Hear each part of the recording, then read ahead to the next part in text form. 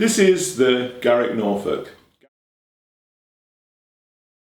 Garrick are a new company. They've been going now for a while, but they're relatively new in watchmaking terms. The company is headed by Simon Michelmeyer, a master watchmaker, and also David Brailsford, who's an entrepreneur and has also been very instrumental in the design of the timepieces created by Garrick. David's actually collaborated with Michael Holbeck, a freelance designer based in Germany, and they've come up with this. It's the Garrick Norfolk, and it references a maritime instrument. The watch has this very interesting white ground fur enamel dial. Ground fur enameling is where a silver disc, in this instance, has an enamel applied to both the front and the back, and it's baked at about 800 degrees centigrade.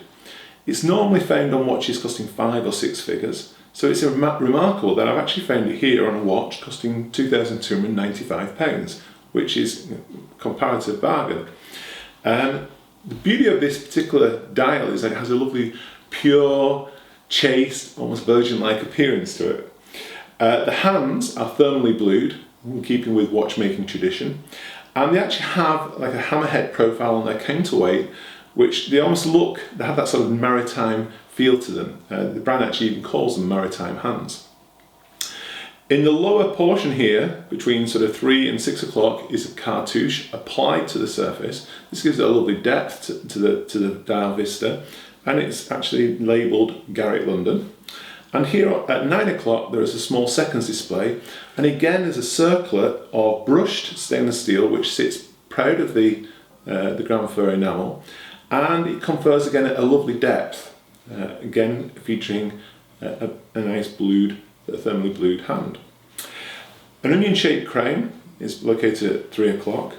The case is polished on its upper flanks, but on the side it's satin brushed, and I have to say the polishing is very, very impressive indeed. This is a prototype model, and denoted with the text on the back.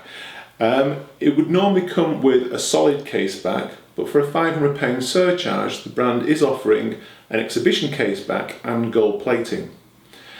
Personally, I would favour having an exhibition case back, but I would probably forego the gold plating. I prefer the fact that the stainless steel model, primarily because it's very practical, very functional. It will also, the other beauty of stainless steel is, in this particular case, 316L, it's very good for corrosion resistance. It is very easy to polish out scratches on the satin brush areas of the case. It's very practical. The case lugs taper down quite sharply, enticing the strap to envelop the wrist very well. It does sit very comfortably. It's a 42mm diameter case. In terms of the strap, it's a calf leather strap with this crocodile print or crocodile pattern applied to it, and it's got a stainless steel pin buckle.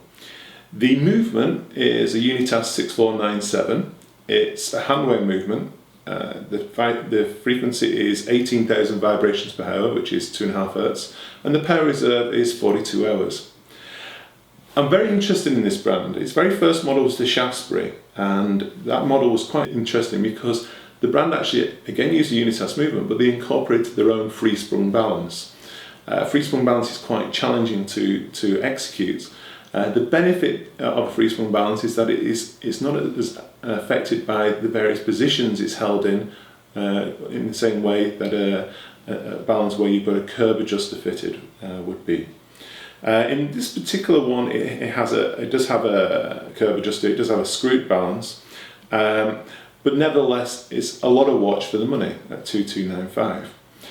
Probably what also interests me about this brand is what's coming in the pipeline. So I've already seen drawings of the regulator, which they're going to be bringing out shortly, but probably what really interests me and what really excites me is that this brand is also talking of an exclusive movement next year in 2016, which is remarkable in such a short space of time. To be looking at its own exclusive movement is quite something.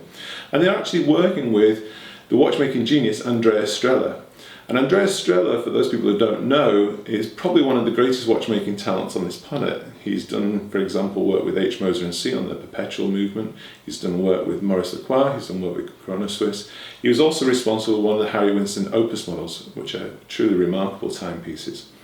And basically, you've got Andreas Strehler helping this relatively young British brand come up with a new legacy, a new chapter in British watchmaking, and I think it's interesting to see. The pricing, as I say, is quite amazing, and I'm watching this brand closely. It interests me, and it's nice to see a little bit of watchmaking taking place in my native country, and it makes me very proud. This is Angus Davies, Escapement magazine.